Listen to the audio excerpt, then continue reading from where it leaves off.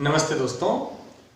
हमने previous lecture के अंदर हमने polarisation of light by reflection method पढ़ा था और आज के इस चैप्टर में हम पोलराइजेशन बाय रिफ्रैक्शन पढ़ेंगे। यानी एक नया मेथड है किसी भी अनपोलराइज्ड लाइट को प्लेन पोलराइज्ड लाइट में कन्वर्ट करने का। मैं सुनील कुमार मीणा, असिस्टेंट प्रोफेसर, हरिदेव जोशी राजकीय कन्या महाविद्यालय बांसवाड़ा। इस मेथड के अंदर हम रिफ्लेक्शन के फिनोमिना का यूज करेंगे। यहाँ पर आपको एक डायग्राम दिख रहा है जहां पर आपको अनपोलराइज्ड लाइट दिख रही है, वो किसी भी एक ग्लास प्लेट से निकल रही है और पोलराइज्ड हो रही है और कुछ रिफ्लेक्ट हो रही है। इस पूरे को समझने के लिए सबसे पहले हम अनपोलराइज्ड लाइट को समझेंगे। आप देख रहे हो अनपोलराइज्ड जो लाइट है इसमें दो कंपोनेंट है। एक तो आपका क्या है, एक खड़ा वाला कंपोनेंट और एक आपका जो डॉट बना हुआ है।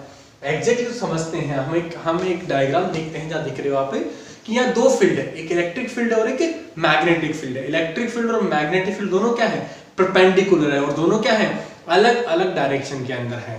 तो मान लिया ये भी कोई प्लेन है, इस प्लेन के समांतर यानी कि पैरेलल कोई भी अगर मैं मानता हूं अगर इस तरीके से ये प्लेन है, ये जो मेरा हाथ देखिए क्या है, इस प्लेन की पैरेलल है। यानी कि ये वाला जो कंपोनेंट होगा, मान लिया ये ई कंपोनेंट है, तो क्या होगा, ये खड़ा वाला जो कंपोनेंट है वो क्या है, वो एक कंपोनेंट है जो पैरेलल है किसके, इस प्लेन के। आपके इस बोर्ड है, आपके इस प्लेन के पैरेलल कंपोनेंट है आपका।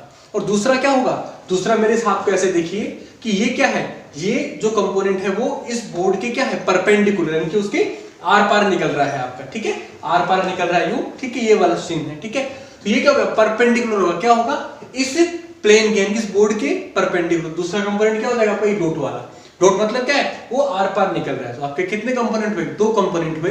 एक तो हुए इस प्लेन के पैरेलल कंपोनेंट और एक हुआ आपका परपेंडिकुलर कंपोनेंट। इसको आप बेटर समझ सकते हो ई और बी से, इलेक्ट्रिक और मैग्नेटिक फील्ड से। अब देखो कि ये जो अनपोलराइज्ड लाइट जिसमें दोनों कंपोनेंट है आपका पैरेलल वाला कंपोनेंट भी और आपके परपेंडिकुलर वाला कंपोनेंट भी है। ये आपकी एक सिंगल एक ग्लास प्लेट है जिसका रिफ्रैक्टिव इंडेक्स कितना है, 1.5 के आसपास नियर है। जब ये किसी प्लेट से निकलती है तो क्या होगा, कुछ पार्ट तो रिफ्लेक्ट होता है और कुछ पार्ट आपका क्या होता है, ट्रांसमिट हो जाता है आपका। तो जो ट्रांसमिट होता है वो कौन सा वाला पार्ट हुआ, मान लिया वो ई पैरेलल, यानी कि ये वाला पार्ट क्या हुआ, ट्रांसमिट हुआ, और ये वाला पार्ट क्या हुआ आपका, रिफ्लेक्ट हुआ। तो जो आपका पार्ट आपका रिफ्लेक्ट हुआ है उसमें देखिए, उसमें कोई भी कंपोनेंट ये वाला नहीं है। सारे कंपोनेंट कैसे हैं, सिमिलर, एक ही टाइप का कंपोनेंट है। यानी कि इस कंपोनेंट में क्या क्या है वो हमने यहां लिखा है कि ई पैरेलल, यानी कि कोई भी ये वाला कंपोनेंट इसमें क्या है, इस कंपोनेंट में क्या है, नहीं है। यानी कि ई पैरेलल क्या है आपका, 0% है उसमें, और ई परपेंडिकुलर ये वाला कंपोनेंट कितना है, केवल 15% ही है। बाकी 85% क्या हुआ, इस ग्लास प्लेट से क्या हुआ, इस ग्लास प्लेट से क्या हुआ, ट्रांसमिट हो गया, मतलब निकल गया। तो यानी कि ट्रांसमिट कितने कंपोनेंट हुए, ट्रांसमिट दो कंपोनेंट हुए।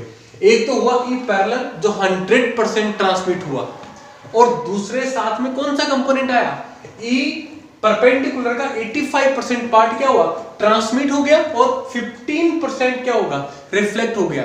यानी कि इसका जो फुल मीनिंग क्या हुआ कि कोई भी अनपोलराइज्ड लाइट जब किसी ग्लास प्लेट से ट्रांसमिट होती है तो जो ट्रांसमिटेड जो लाइट होती है उसमें क्या होता है, 100% तो एक कंपोनेंट होता है और 85% दूसरा कंपोनेंट मिक्स होता है। मैंने यहाँ पे डॉट लगाया, देखो मैंने यहाँ पे, ठीक है।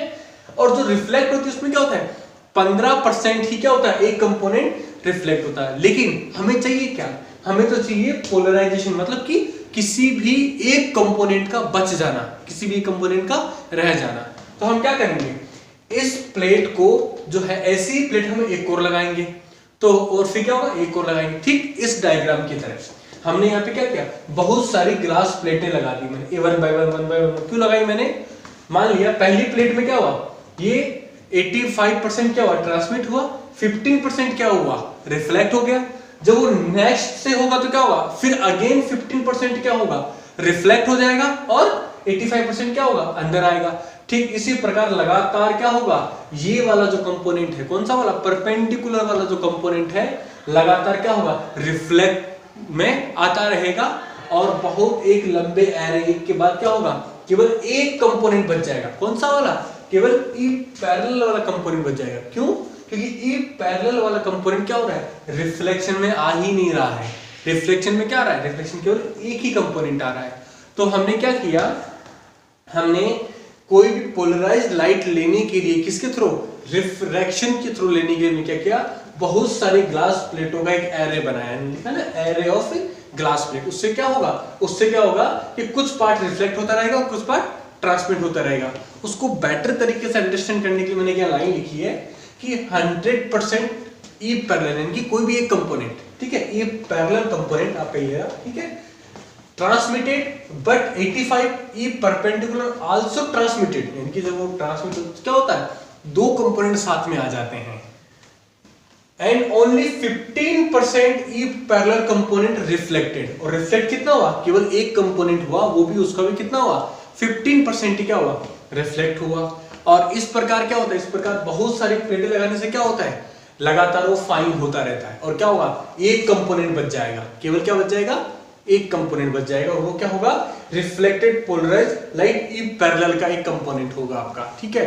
और जो नेक्स्ट जो लाइन मैंने लिखी है, if we use many glass plate in array form, ठीक है, ठीक है, एरे फॉर्म, यानी कि इस तरीके से हमें एरे ऑफ ग्लास प्लेट हम अगर यूज करते हैं अगर, then we get the totally polarized light, किसमें, रिफ्रैक्शन में हम क्या मिलेगी, टोटली पोलराइज्ड लाइट हमें यहाँ पर मिलेगी।